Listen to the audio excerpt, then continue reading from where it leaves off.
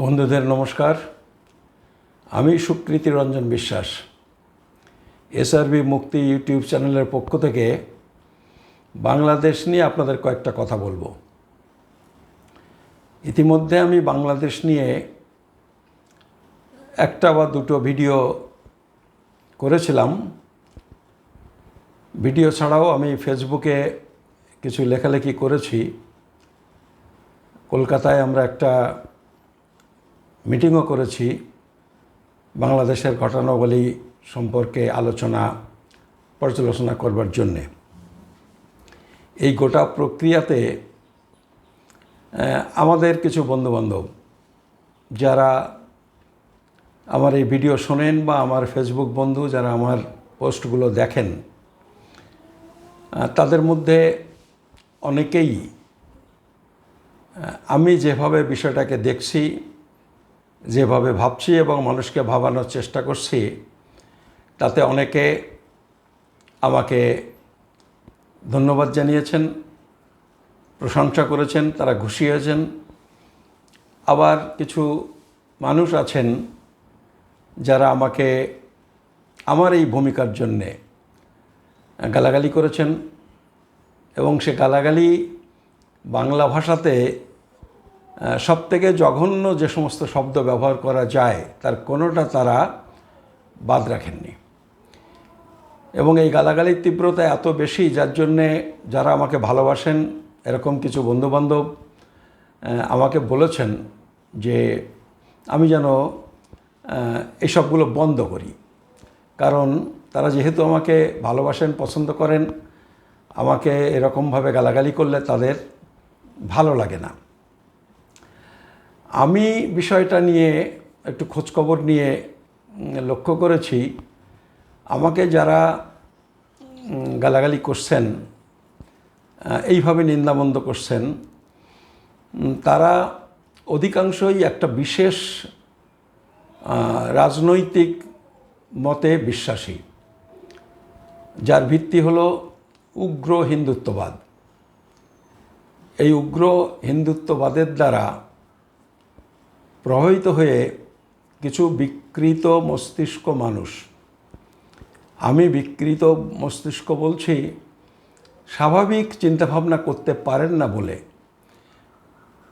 তারা আমাকে গালাগালি করছেন। এখন তাদের গালাগালি শুনে, তাদের ভয়ে আমরা মুখ বন্ধ করে রাখবো প্রয়োজনীয় এই সব ক্ষেত্রগুলিতে, এটা তো হয় না। স্বাভাবিকভাবেই আমি আমার বন্ধুদের বলেছি যে এটা সম্ভব নয়, কারণ আমি দেখেছি যারা এটা করছে তারা একটা নির্দিষ্ট লক্ষ্য নিয়ে করছেন, কারণ তারা একটা সাম্প্রদায়িক মেরুকরণের চেষ্টা করছেন, গণ্ডগোল দাঙ্গা হাঙ্গামা বাঁধাবার চক্রান্ত করছেন। আমার বক্তব্য, তাদের সেই যে চক্রান্ত, ষড়যন্ত্র, এই যে জঘন্য ক্রিয়াকাণ্ড সংগঠিত করার প্রচেষ্টা, তার ক্ষেত্রে অনেকখানি ক্ষতি করছে, তাদের ক্ষতি করছে, তাদের চক্রান্তের ক্ষতি করছে। ফলে তারা আমাকে, আমার মুখ বন্ধ করে দেওয়ার জন্যে তারা এই সমস্ত চেষ্টা করছেন। ফলে তাদের কাছে মাথা নত করার কোনো মানে হয় না। আমি আপনাদের অনুরোধ করব যে আপনারা একটু মনে করুন যে এই পশ্চিমবাংলায় বিজেপির নেতা, বিধানসভাতে বিরোধী দলের নেতা শুভেন্দু অধিকারী, যিনি আগে তৃণমূল করতেন, শুভেন্দু অধিকারী বাংলাদেশে এই ঘটনা যখন শুরু হয়েছে, বাংলাদেশে গোলমাল যখন শুরু হয়েছে, ঠিক সেই মুহূর্তে কতটা কি হবে না হবে তখনও বোঝা যাচ্ছে না, তিনি কিন্তু পরিষ্কার বলে দিলেন যে 1 কোটি হিন্দু বাংলাদেশ ত্যাগ করে বাংলাদেশে অত্যাচারিত হয়ে ভারতে আসতে বাধ্য হবেন। ফলে রাজ্যবাসী এবং দেশবাসী, ভারতবাসী প্রস্তুত হন এই 1 কোটি মানুষকে এখানে রিসিভ করার জন্যে। তিনি এইটা বললেন। তিনি এটা বললেন মানে আমাকে বলেছেন তা নয়, তিনি এটা বলেছেন, বিবৃতি দিয়েছেন, প্রিন্ট মিডিয়া প্রচার করেছে, ইলেকট্রনিক মিডিয়া প্রচার করেছে, বিভিন্ন সোশ্যাল মিডিয়াতেও সেটা প্রচারিত হয়েছে। আর আপনারা তো জানেন যে এখনকার যে মিডিয়া, সেই মিডিয়ার প্রায় 95% হচ্ছে বিজেপির পক্ষের। বিজেপির কাছ থেকেই তারা নানান রকমের সুযোগ সুবিধে নিয়ে বিজেপির পক্ষেই একতরফা প্রচার করেন, যার মধ্যে বহু ক্ষেত্রে সত্য থাকে না। ফলে শুভেন্দুবাবুর এই বিবৃতি তারা সেইভাবেই প্রচার করেছেন। আসলে আমি আগের ভিডিওতে বলেছিলাম, এটার অর্থ হলো যে শুভেন্দুবাবু বাংলাদেশের হিন্দুদের প্রতি আহ্বান জানাচ্ছেন যে তোমরা চলে এসো এখানে, মানে এইটা তারই বার্তা দেওয়া। কিন্তু আপনারা দেখছেন বাংলাদেশের ঘটনা আস্তে আস্তে স্তিমিত হচ্ছে। গভর্নমেন্ট ক্রমেই সেখানে বিষয়টাকে কন্ট্রোল করে শান্তি স্থাপনের চেষ্টা করছেন এবং মোটামুটি সেখানকার পরিস্থিতি এখন অনেকটা আন্ডার কন্ট্রোল বলা যায়। তো একজন বাংলাদেশি কিন্তু বাংলাদেশি হিন্দুরা এখানে চলে আসেননি। ওই যে সমস্ত দেখাচ্ছে গলা জলে নেমে খালে করছেন, পরবর্তীকালে অনেকেই বলছেন যে ওটা সব ভুয়ো, ওটা নাকি 18 সালের একটা ছবি, সেটাকে এডিট করে এদিক ওদিক করে এটা করেছেন। সে যাই হোক না কেন, এই চক্রান্তটা যে তারা সাকসেসফুল করতে পারেনি এটা কিন্তু সত্য। বরং আপনারা দেখেছেন যে ঢাকাতে এবং বিভিন্ন শহরে গঞ্জে হিন্দুরা মিছিল করেছেন, বড় বড় মিছিল করেছেন। তারা সংখ্যালঘুদের উপরে যেটুকু যা আক্রমণ হয়েছে তার প্রতিবাদ করেছেন, বিচার চেয়েছেন। তারা হিন্দুদের মধ্যে সাহস বাড়াবার জন্যে ঐক্য সৃষ্টির চেষ্টা করছেন, ইত্যাদি ইত্যাদি তারা করেছেন। এবং সেখানে আপনারা লক্ষ্য করেছেন যে তাদের মূল স্লোগান যেটা বলছেন যে এই মাটি, মানে বাংলাদেশের মাটি আমার মা, আমরা এই দেশ ছাড়ব না। তার মানে তারা কিন্তু এই দেশে আসতে চাননি। কিন্তু আমাদের এখানকার যে উগ্র হিন্দুত্ববাদী নেতারা, তারা কিন্তু আয় করে এখান থেকে আহ্বান জানাচ্ছেন। কেন? এইটাই হচ্ছে আমাদের, যারা আমরা চাই শান্তিতে বসবাস করতে চাই, যারা চাই হিন্দু মুসলমান বৌদ্ধ খ্রিস্টান সবাই মিলেমিশে বসবাস করব, সম্প্রীতির সাথে বসবাস করব, তাদের এই জায়গাটাই একটু বোঝার প্রয়োজন এবং তাদের ভূমিকা এই জায়গা থেকেই নির্দিষ্ট করতে হবে। আসলে বাংলাদেশে কি হলো না এইটা নিয়ে তারা কিন্তু তাদের চিন্তা নেই, তাদের দুশ্চিন্তা বরং আমাদের আছে, আমার একেবারে নিজের দাদা থেকে শুরু করে আমার বাড়ি আছে, আমার একেবারে নিকটতম আত্মীয় স্বজন বেশিরভাগই ওদেশে রয়েছেন, আমার বংশের মানুষ আছেন, আমার গ্রামের মানুষ আছেন, আমার বন্ধুবান্ধব অধিকাংশই সেখানে। ফলে তারা যাতে শান্তিতে থাকতে পারেন, সেখানে যাতে গোলমাল হয়, এটা আমাদের একটা দুশ্চিন্তা সেখানে আছেন। কিন্তু তারা এটা করছেন কিন্তু আসলে ওদের বলির পাঠা করে এই জায়গাতে একটা গণ্ডগোল সৃষ্টি করে, দাঙ্গাহাঙ্গামা সৃষ্টি করে, ওইটাকে অজুহাত করে তারা এখানে রাজনৈতিক বা দলীয় ফায়দা তোলবার একটা চেষ্টা তারা করছেন। তাহলে এরকম একটা অবস্থায় যদি আমরা পড়ি, আপনি পড়েন আমি পড়ি এবং আমি যদি বুঝতে পারি, তাহলে আমাদের কর্তব্য কি? আমাদের কর্তব্য এটা যাতে তারা না করতে পারে, এইটাই আমাদের চেষ্টা করা। এবং আমি যেটা করছি এবং করেছি তার কিন্তু মূল লক্ষ্য এইটা, যে কোনো ক্রমেই একটা জিনিসকে আরও ছড়াতে না দেওয়া, বাড়তে না দেওয়া, যাতে সেটাকে ক্রমেই সেই জায়গাতে কন্ট্রোল করা যায়, সেই প্রচেষ্টাই আমি করেছি। ফলে যদি কেউ আমাকে একটু বোঝার চেষ্টা করেন, একটু যুক্তি দিয়ে বুদ্ধি দিয়ে বোঝার চেষ্টা করেন, তাহলে তারা এইভাবে আমার যে ভূমিকা, আমার যে কথা, আমার যে ভিডিও, আমার যে পোস্ট, এগুলো আপনারা দেখবেন। এখন এইটা হচ্ছে একটা জায়গা। আরেকটা জায়গা আছে, সেটা হচ্ছে সত্য অথবা অসত্য। মানে আমরা তো মিথ্যার আশ্রয় নিতে পারি না। এই যা বললাম যে এটার জন্য তোমরা মিথ্যার আশ্রয় নিতে পারি না। ওখানকার সত্যি যদি সংখ্যালঘুরা আক্রান্ত হন, আমরা সেটাকে সাপ্রেস করব, সেটাকে চেপে রাখবো, এখানে যাতে অশান্তি না হয়, এইটাও তো আমাদের পক্ষে সম্ভব নয়। আমরা সেটা করব না, সেটা করা উচিতও নয়। ফলে আমাদের সত্যটাকেও আমাদের সামনে আনা দরকার। ফলে আসলে আমাদের এই জায়গা থেকেই বুঝতে হবে যে সত্যটা কী। আমাকে যে কারণে বেশি আক্রমণ করেছে এই সমস্ত লোকেরা, সেটা হচ্ছে আমি একটা ভিডিও করেছিলাম, তার হেডিং করেছিলাম যে বাংলাদেশে যে ঘটনা ঘটেছে সেইটা এখনও অবধি সেটা হিন্দু মুসলমান সাম্প্রদায়িক সমস্যায় তৈরি হয়নি, হিন্দু মুসলমান সাম্প্রদায়িক দাঙ্গায় পর্যবেসিত হয়নি, এরকম একটা হেডিং। এইটাই তারা বলছেন যে এটা আপনি কি করে এটা বলেন। কিন্তু আমি বিশ্বাস করি, আমি মনে করি যে আসলেই বাংলাদেশে যেটা ঘটেছে সেটা হিন্দু মুসলমান সমস্যা নয়। এই সমস্যা মূলত রাজনৈতিক, যে কারণে আজকে আওয়ামী লীগের নেতাকর্মীদের উপরে কিছু হামলা হয়েছে, কিছু আক্রমণ হয়েছে। আমরা নিশ্চয়ই এই আক্রমণ, এই প্রতিহিংসা চাই না, আমরা তারও বিরোধিতা করি। কিন্তু এইটা হচ্ছে সত্য যে এটা হয়েছে। এবং তার মধ্যে হিন্দুরা তো 90 থেকে 95% আমলিক করতেন। ফলে তারও কিছু লোক আক্রান্ত যারা হয়েছেন, যদি 10 জন আক্রান্ত হয়ে থাকেন, হয়তো 5 জন ওই রাজনৈতিক কারণে আক্রান্ত হয়েছেন।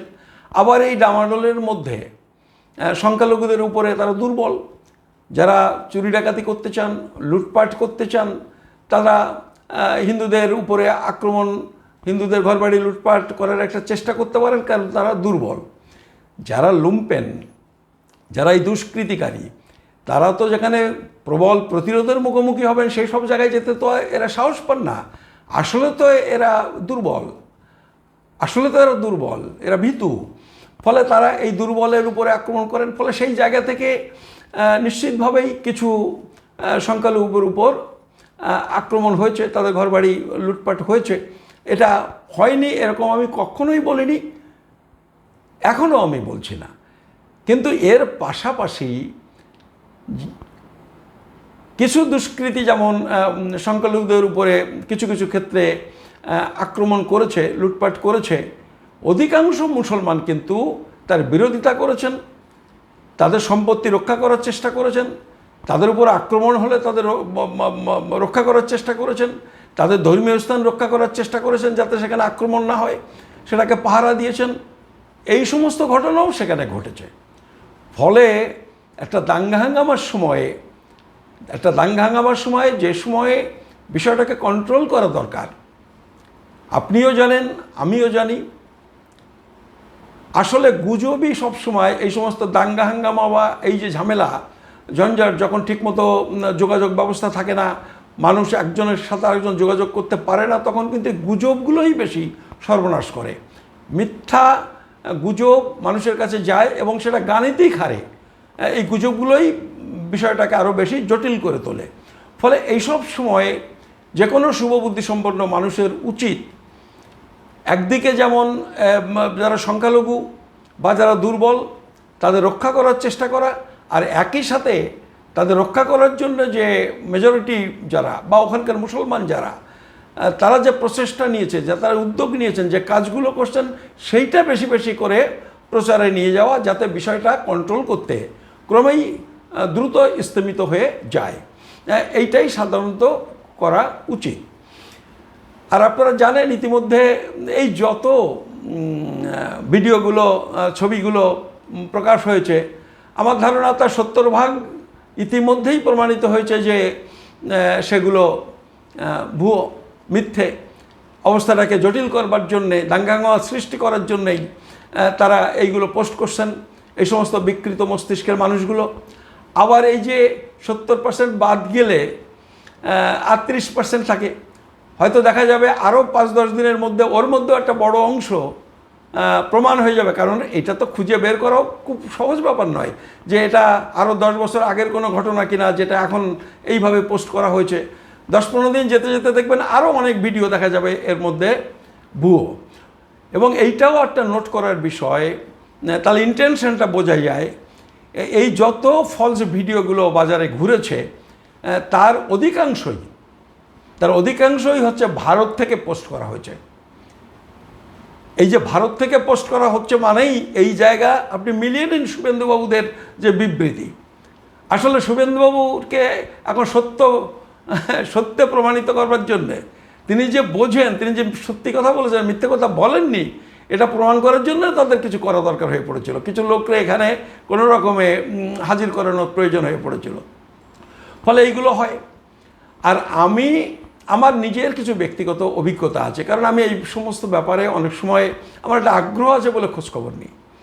আমি একটা লেখা লিখেছিলাম গুজরাট দাঙ্গার পর, এবং সেইটা লিখবার জন্যে গুজরাট দাঙ্গার উপরে, সেটা আছে একটা বইয়ের মধ্যে সংরক্ষিত আছে। আমি 3 বার গুজরাটে গিয়েছিলাম। আমার মতো লোকের একটা লেখা তৈরি করবার জন্যে, আমি বাস করি বাংলাদেশ সীমান্তে আর গুজরাট হচ্ছে পাকিস্তান সীমান্তে, এত দূরে যাতায়াত করা এটা তো সহজ কাজ নয়। আমাদের তো সে আর্থিক সামর্থ্য নেই, কিন্তু তবুও আমি গিয়েছিলাম। আমার একটু অন্য সুবিধা ছিল। সে সময় আমি একটা অল ইন্ডিয়া সংগঠনের, আমাদের ব্যাংকের অল ইন্ডিয়া সংগঠনের জেনারেল সেক্রেটারি ছিলাম। সেই সূত্রে আমার অনেক বন্ধুবান্ধব ছিল। আমি এখান থেকে গেছি, তাদের মোটর বাইকে চেপে ওই সমস্ত জায়গাতে তারা নিয়ে গেছেন, আমি গেছি। আমি 5-6টা খুব সবথেকে বেশি ক্ষতিগ্রস্ত যে এলাকা ঘটনাগুলো ঘটেছিল সেই সমস্ত জায়গাতে আমি গিয়েছিলাম। ফলে আমার একটু দাঙ্গা সম্পর্কে আমার একটা ধারণা আছে। আমি এই যে আমাদের দেগঙ্গাতে যখন এটা দাঙ্গা নয়, একটা সাম্প্রদায়িক সমস্যা তৈরি হয়েছিল, আমরা অন্তত 10 দিন ধরে সেখানে মিটিং মিছিল এগুলো করেছিলাম। আমি জানি এটা। এবং এই দাঙ্গাতে একজন লোক মারা গেছিল ওই বেলিয়াঘাটা বাজারে। এক ঘোষ বসাইয়ের বাড়ি থেকে গুলি করেছিল, সেই মুসলমান ছেলেটি মারা গেছিল। এবং ওই ঘটনাতে আরও 2 জন খুব সাংঘাতিকভাবে আহত হয়েছিলেন ওই দেগঙ্গা এলাকার। তার মধ্যে একজনের নামটা মনে আছে, এটা গোলদার মানে আমার মনে হচ্ছে রফিক গোলদার, এরকম তার নাম। এরকম 2 জন খুব সিরিয়াসলি উন্ডেড হয়েছিলেন, যারা হসপিটালে ভর্তি হয়েছিলেন। আর একজন হিন্দুর গায়েও একটা থাপ্পড় পর্যন্ত পড়েনি। অথচ আমি যখন এই রিফিউজি সংগঠনের কাজে যখন আমি সেই নৈনিতালের ওপাশে উত্তরাখণ্ড এখন, ওখানে ওই দিনাজপুর সম্ভবত রুদ্রপুরে যখন গিয়েছিলাম, তখন এই খুলনার একজন, তিনি এখন ওখানে যথেষ্ট প্রভাবশালী লোক, তিনি আমাকে বাড়িতে রাত্রিবেলায় ডেকে নিয়ে গিয়ে আমাকে খুব আদর করে একটা ভিডিও দেখালেন, টেলিভিশনের সাথে জুড়ে দিয়ে আমাকে দেখালেন। এবং সেইখানে এই যে এই দেগঙ্গার যে ঘটনা, সেইটাকে দেখাচ্ছে, এবং তা দেখলে যে কোনো মানুষের, যে কোনো হিন্দুর গা গরম হয়ে যাবে। অথচ তার এক বর্ণ সত্য তাতে নেই। নানান জায়গার নানান রকমের ছবি তারা এক জায়গায় করে, এবং ভাষ্যটা দিচ্ছেন তথাগত রায়। ওই ভিডিওগুলো নিয়ে যে ভাষ্যটা তৈরি করেছে সেটা দিচ্ছেন তথাগত রায়। তো আমি এটা জানি, এবং এটা আমার বাড়ি থেকে, এখান থেকেও তো 10 কিলোমিটার দূর। আর তারপরে আমি খুব অ্যাক্টিভলি এটার মধ্যে ছিলাম। এটাকে অবস্থা শান্তিপূর্ণ করবার জন্য মিটিং মিছিল আমরা করেছিলাম, যে কারণে আমি জানি। ফলে আমি এর ভুলটা, আমি যেটা মিথ্যে এটা বুঝতে পারি, কিন্তু সাধারণ লোকে তো বুঝতে পারছেন না। এইভাবেই তারা আজকে বিজেপি দলটাকে প্রতিষ্ঠিত করেছে একেবারে এই মিথ্যের উপরে। তো এগুলো আমার জানা আছে। এই বাংলাদেশে গোলমাল, এই যশোরের যে মালোপাড়া, যেখানে 11-12 ঘর হিন্দুর বাড়ি আগুন দিয়ে পুড়িয়ে দেওয়া হয়েছিল, দিয়ে জামাত ইসলামকে দোষ দেওয়া হয়েছিল। তারপরে সাতক্ষীরা অঞ্চলে যে ঘটনাগুলো, একের পর এক ঘটনা, আমি সেখানেও গেছিলাম, চট্টগ্রামে গেছিলাম, ঢাকাতে গেছিলাম। এবং সেখানে গিয়ে আমি যা দেখেছিলাম, সেটা যা প্রচার হয়, কাগজে যেগুলো প্রচার হচ্ছে, আমি অন্তত 20-30টা কাগজও নিয়ে এসেছিলাম।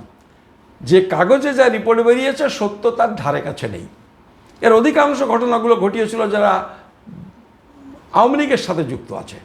এইসব আমি বলছি না এটা আওয়ামী লীগের নির্দেশে তারা করেছে, কিন্তু আওয়ামী লীগের সাথে যুক্ত লোকজন এগুলো করে অন্যান্য পলিটিক্যাল পার্টির উপর দোষ চাপাচ্ছে।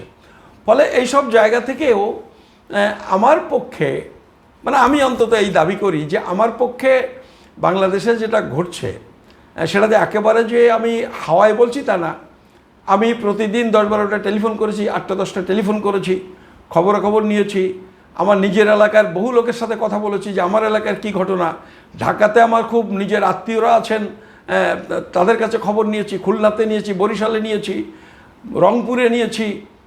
তো এগুলো করে তার থেকে সবাই একরকম রিপোর্ট দিয়েছেন তা নয়, কিন্তু তার থেকে তো একটা ধারণা তো করতে পারছি। এবং এটা ঘটনা, আমি যে ধারণা করেছি, যেটা আপনাদের জানিয়েছি, সেটা যে আমি তার মধ্যে আমি কিছু ভুল, নিশ্চয়ই আমারও কিছু ভুল হতে পারে, কিন্তু সেটা যে কতটা আমি ভুল করেছি বা করিনি, কতটুকু করেছি ভুল, সেটা জানবার জন্য আমি নিশ্চিতভাবে অবস্থা স্বাভাবিক হলে আমি এই সমস্ত জায়গায় যাব। সব জায়গাতে যেতে না পারি, অন্তত 5-10টা জায়গাতে আমি যাব, নিজে গিয়ে কথা বলবো। এটা আমি নিজে আমার নিজের বোঝার জন্য আমি এগুলো করব। তো এইটা হচ্ছে একটা দিক। ফলে আমি যেটা বলছি, আসলে বাংলাদেশের মানুষ সৌভাগ্যবান, আমি বলবো সৌভাগ্যবান। কারণ আমরা ভারতের মানুষ যারা, আমরা দাঙ্গা বলতে কি বুঝি, আমরা সাম্প্রদায়িক দাঙ্গা বলতে কি বুঝি। ধরুন এই যে বাংলাদেশের ঘটনা নিয়েও আমাদের এখানে কিছু ঘটনা ঘটেনি, দেখবেন বেশিরভাগ লোক জানেই না, খবরের কাগজে সেই খবরটা পড়েও দেখেননি। খবরের কাগজে এগুলো বেরিয়েছে, কিন্তু হয়তো ওই কলামগুলো বেশিরভাগ লোক পড়েও দেখেননি। কিছু ঘটনা ঘটেছে দিল্লিতে, আনন্দবাজারের মতো কাগজে রিপোর্ট হয়েছে। আমাকে পরশুদিন টেলিফোন করেছিলেন আমাদেরই গ্রামের, মানে বাংলাদেশের গ্রামের একজন, তিনি থাকেন রাজস্থানে একটা বড় মানে বাংলাদেশ হলে অনেক বড় হতো, আমাদের দেশের বড় না বলে ছোট ঘটনা বলা যায়, এটা ছোট ঘটনা ঘটেছে। বম্বেতে ঘটনা ঘটেছে এই সময়, এবং এর একটু আগে থাকতে উড়িষ্যায় কয়েকটা ঘটনা ঘটেছে, 1, 2, 3টে ঘটনা ঘটেছে, যেটা আমাদের কাছে রিপোর্ট আছে। ফলে এগুলো বাংলাদেশে যা হয় তার তুলনায় কিন্তু এগুলো একটুও ছোট নয়, কিন্তু এগুলো আমাদের কাছে আসলে সেরকম কোনো বিষয় নয়। আমরা দাঙ্গা বলতে কি বুঝি? আমরা দাঙ্গা বলতে বুঝি গুজরাট দাঙ্গা, আমরা বুঝি মিরাট দাঙ্গা, আমরা বুঝি ভাগলপুর দাঙ্গা, জামশেদপুর দাঙ্গা, মুম্বাই দাঙ্গা, যেখানে কোনো জায়গাতে 1000-এর কম মুসলমান মারা পড়েনি। আমরা তো দাঙ্গা বলতে এই বুঝি। আমরা বুঝি নেলির গণহত্যা, যেটাতে 5000 মুসলমানকে কচুকাটা করা হয়েছিল। ফলে আমরা দাঙ্গা বলতে এইটা বুঝি। কিন্তু ভারতের মানুষ, মানে বাংলাদেশের মানুষ সৌভাগ্যবান এই কারণে, তারা দাঙ্গা বলতে এগুলো কল্পনাও করতে পারে না, কারণ সেখানে পরিস্থিতি এরকম নয়। আসলে বাংলাদেশের বা পূর্ববঙ্গের সংস্কৃতিটাই একটু আলাদা, বা গোটা বাঙালি সংস্কৃতিটাই একটু আলাদা। আপনি ধরে নিন ওই স্বাধীনতা বা পার্টিশনের সময়ের ঘটনা।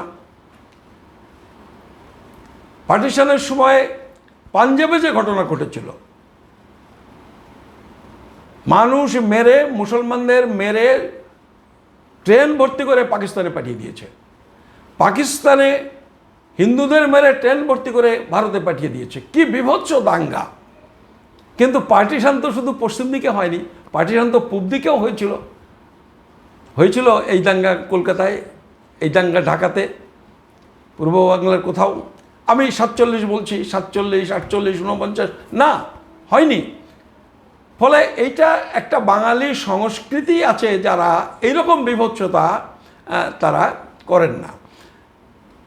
অনেকে বলেন নোয়াখালীর দাঙ্গা নিশ্চিতভাবেই খুব সিভিয়ার দাঙ্গা হয়েছিল। সেটা একটা পরিস্থিতির সময়, মানে সেটাও একটা খুব বড় টালমাটাল অবস্থার সময়। তাও কতজন? সরকারি হিসেবে 218 জন, 20 জন। যেটা হয়েছিল সেটা কলকাতা দাঙ্গাটা হয়েছিল 1946-এ। সেটা কিন্তু ব্রিটিশের অধীনে যখন ভারত, সেই সময়ের ঘটনা। এবং সেখানেও যা হয়েছিল সেটা মানে জয়া চ্যাটার্জির বেঙ্গল পার্টিশন, অক্সফোর্ড ইউনিভার্সিটি, এবং সেইটাই সব থেকে পৃথিবীতে অথেন্টিক বই বলে সব মনে করেন, সেই গবেষণাটাকে অথেন্টিক বলে মনে করেন। তাদের পর্যবেক্ষণ হচ্ছে 5000 মানুষ মারা গেছিলেন, তা 4000 হচ্ছে হিন্দু, 4000 হচ্ছে মুসলমান, 1000 হিন্দু। কিন্তু লক্ষ্য করার বিষয় যে 4000 মুসলমানকে কচুকাটা করা হয়েছে কলকাতায়, কিন্তু তার রেশ বগুড়ায় পড়েনি, যশোরে পড়েনি, খুলনায় পড়েনি, ঢাকায় পড়েনি, কোনো জায়গায় পড়েনি। ফলে এগুলো নোট করার বিষয়। এবং নোট যেটা আমি করতে বলছি সেটা হচ্ছে, এটা একটা কলকাতার ব্যাপারটার মধ্যে কিন্তু শুধু বাঙালিদের ব্যাপারটা ভাবলে হবে না, এইসব দাঙ্গা হাঙ্গামার মধ্যে শুরু থেকেই বরং অন্যান্যরা শুরুর দিকেই তারা বেশি ছিল, শুরুর দিকের কথা বলছি। সেটা যাক, সেটা নিয়ে আমি পুঙ্খানুপুঙ্খ বিশাল বিশ্লেষণে আগে যাব না। আমি সেটা নিয়ে একটা ভিডিও আগামী দিনে করার আমার ইচ্ছে আছে, কারণ এটা নিয়ে মানুষের মধ্যে একটা সম্পূর্ণ উল্টো ধারণা হয়ে আছে। তা আমি যেটা বলছিলাম সেটা হচ্ছে বাংলাদেশের মানুষ যেটুকু হয়েছে তাদের কাছে সেটা অনেক বড় মনে হয়, আর এটা আমাদের ত্রুটি। মানে আমি বলছি এটা আমাদের ত্রুটি, আমাদের কাছে হয়তো ওইটাকে অত বড় মনে হয়নি, ফলে আমার কথাতেও হয়তো অনেক সময় সেরকম একটা ভাব যদি পরিস্ফুট হয়ে থাকে, যদি কেউ মনে করে থাকেন, আমি এর জন্য দুঃখিত।